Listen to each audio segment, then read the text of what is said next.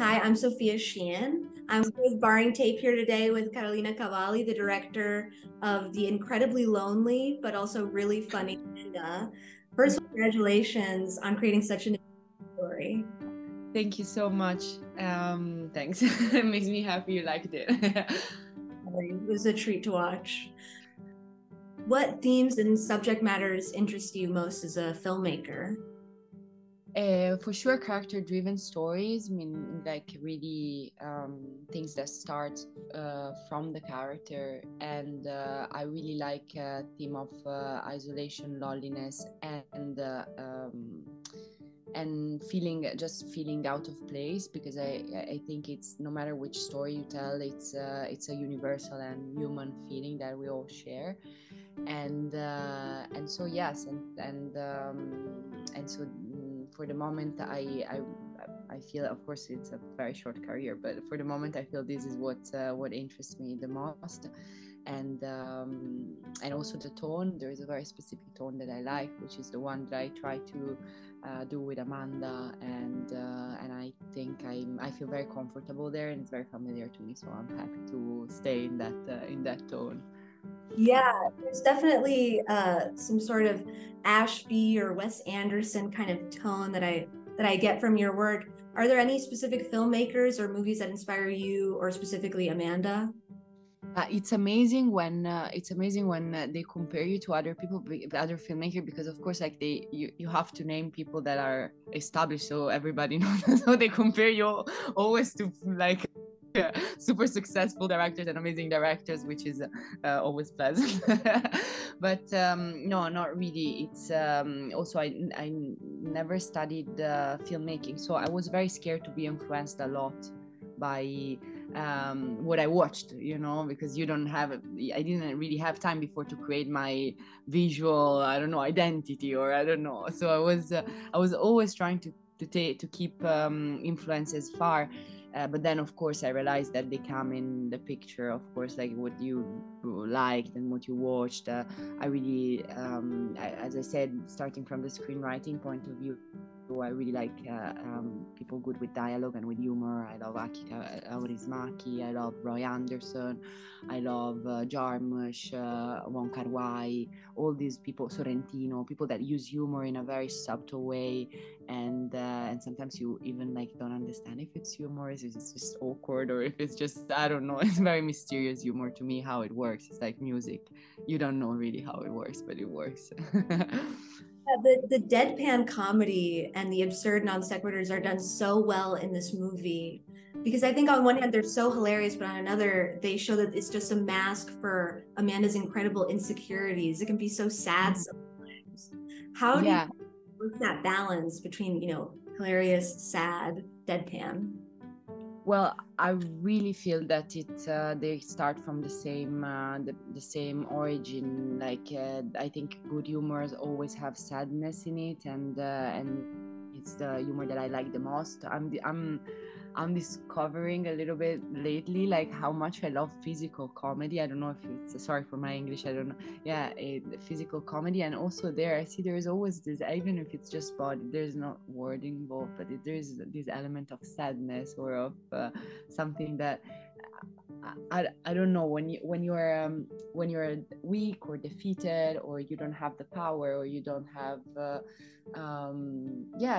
there's something that I feel humor is always an important tool. It's not the tool that probably is gonna solve things, but it's still a weapon.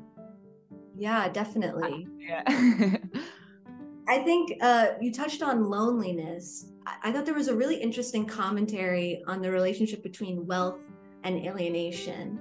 How much do you think Amanda's loneliness is a product of her class?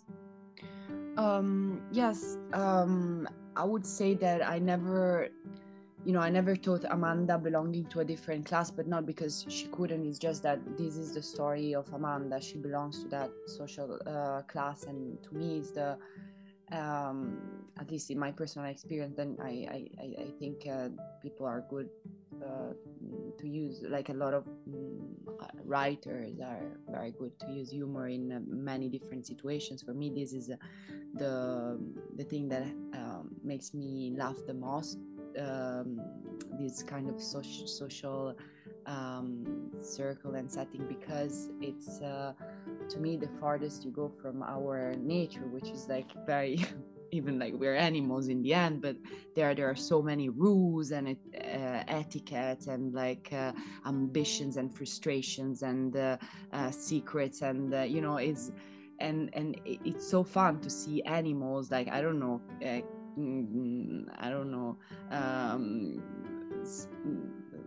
why I cannot think about of any animal. You give me an animal. Crabs, I don't know. I couldn't hear the Wi-Fi once wrong. Like cats dressed like super nicely, full of perfume, and going to parties and like having like living on very, very superficial, like but superficial. But then this is life, so in the end, like it's not superficial when you live in them, you know.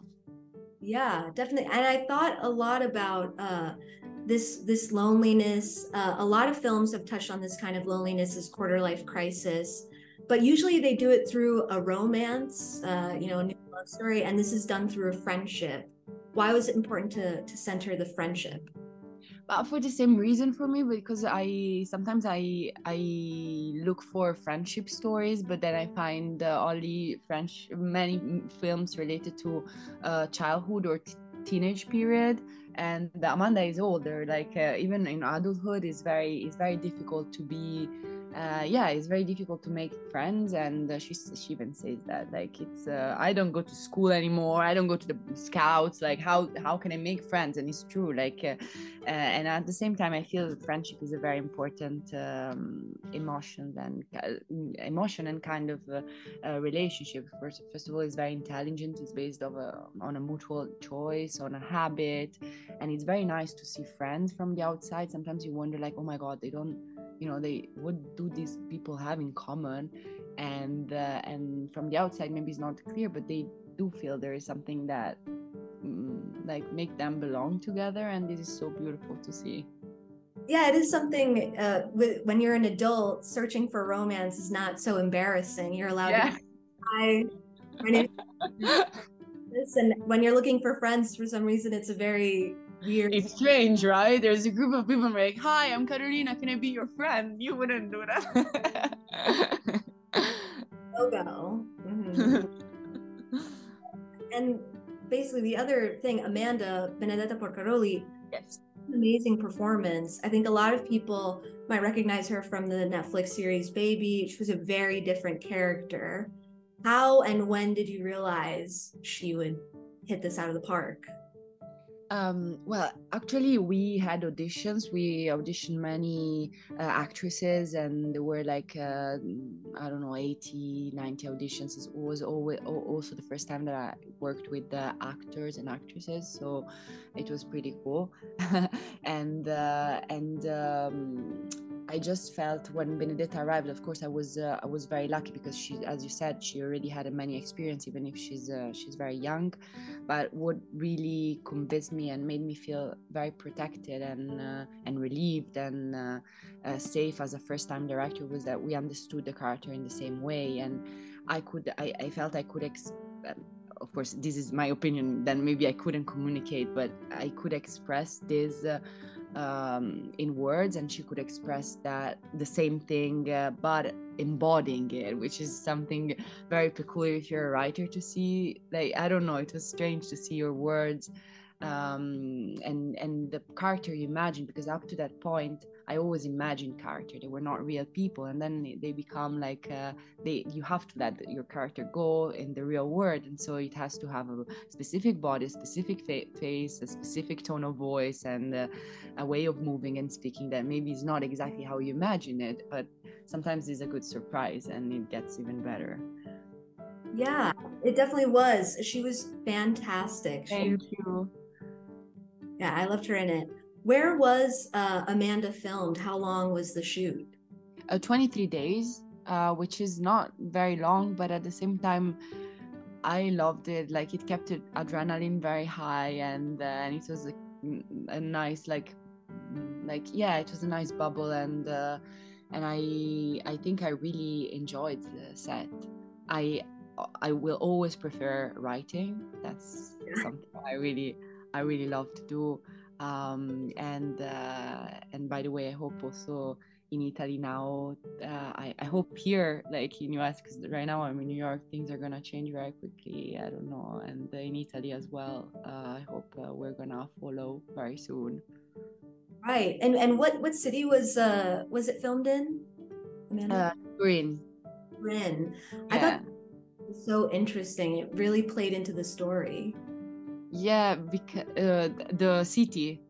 Yeah. Yeah. I try not to create a like a specific geographical space, but let's say more of a known place, and Turin has this characteristic of being very suspended. I mean, it feels you don't understand very well where you are sometimes. Like sometimes it seems Paris, sometimes it seems Midwest America, sometimes it seems like I don't know. In my idea, Hong Kong, even if I've never been, but you know, like you imagine places as they are, you watch pictures and you're like, okay, and so it was a very strange and but it's Italian at the same time. There is something very weird, and so I really love that city. And we were lucky, like I was lucky that I asked to film there, and we managed to film there. It was not a condition, like a mandatory condition, because I really wanted to work with a known place, which is something that if I shoot a new film I would like to do again, because I don't like it makes me very happy to be far from time and space, at least in that moment. It's not something that I'm crazy about, time and space and reality in general, but of course we have to deal with it. But at the same time, like if I can take a break from that, I'm really happy. And the rural landscapes, I thought it almost made Amanda feel like a Western cowboy anti-hero. It kind of added a level of intensity to her struggle. Yeah.